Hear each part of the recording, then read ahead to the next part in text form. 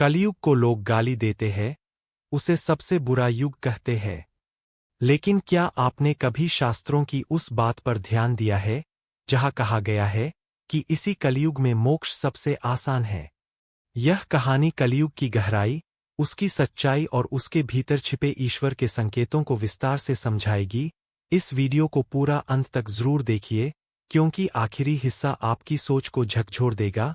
और अगर ऐसे ही गहरे आध्यात्मिक विषयों पर वीडियो चाहते हैं तो चैनल को अभी सब्सक्राइब कर लीजिए। कलयुग वह युग है जहां मनुष्य ने बाहरी प्रगति को ही जीवन की सफलता मान लिया है और भीतर की शांति को समय की बर्बादी समझ लिया है। यह वह समय है जहां इंसान सुबह उठते ही मोबाइल देखता है, लेकिन अपने मन की हालत नहीं, जहां वह पूरी दुनिया की खबर रखता है लेकिन खुद के विचारों से डरता है। कलयुग में सबसे बड़ा संकट गरीबी या युद्ध नहीं बल्कि दिशा की कमी है। लोग दौड़ रहे हैं, लेकिन उन्हें पता नहीं कि क्यों। यहाँ धर्म अब आत्मसुधार का माध्यम नहीं बल्कि पहचान और बेहस का विषय बन गया है।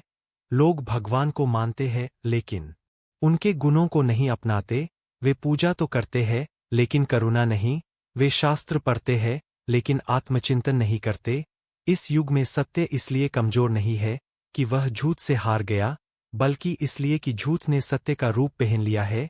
यहाँ गलत को सही साबित करने के लिए तर्क है और सही को छोड़ने के लिए बहाने।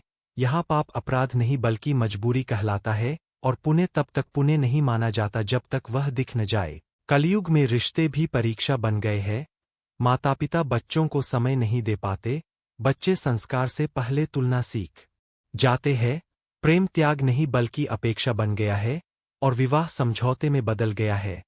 लोग कहते हैं कि कलयुग में भगवान नहीं है, लेकिन सच यह है कि इस युग में भगवान ने अपना स्वरूप बदल लिया है। वे अब चमत्कार बनकर नहीं आते, क्योंकि इंसान चमत्कार का आदी हो चुका है।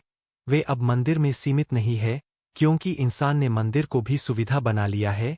वे अब परिस्थितियों में प्रकट होते हैं, कभी किसी दुर्घटना में, किसी अजनबी का हाथ थामने वाले साहस में, कभी किसी माँ के उस त्याग में जो बिना शिकायत सब सह जाती है, कभी किसी ईमानदार व्यक्ति के उस निर्णय में जो नुकसान जानते हुए भी गलत का साथ नहीं देता। शास्त्र कहते हैं कि सतयुग में धर्म 4 पैरों पर खड़ा था, त्रेता में 3 पर, द्वापर में 2 पर और कलयुग में सिर्फ 1 पैर पर।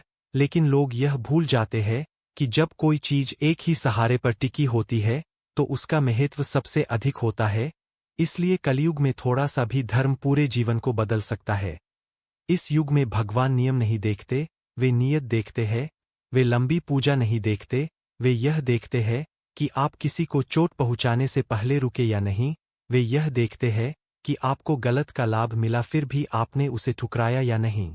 क्योंकि कलयुग की असली साधना जंगल में नहीं बल्कि भीड़ में खुद को बचाए रखना है।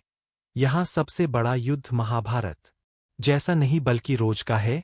अपने लालच से, अपने गुस्से से, अपने डर से, और जो इंसान रोज खुद से थोड़ा बेहतर बनने की कोशिश करता है, वही इस युग का सच्चा साधक है। शायद इसीलिए कहा गया है कि कलयुग सबसे कठिन भी है और सबसे करुणामय भी, क्योंकि यहाँ गिरने के मौके बहुत है, लेकिन उठने पर ईश्वर सबसे पहले सहारा देते हैं।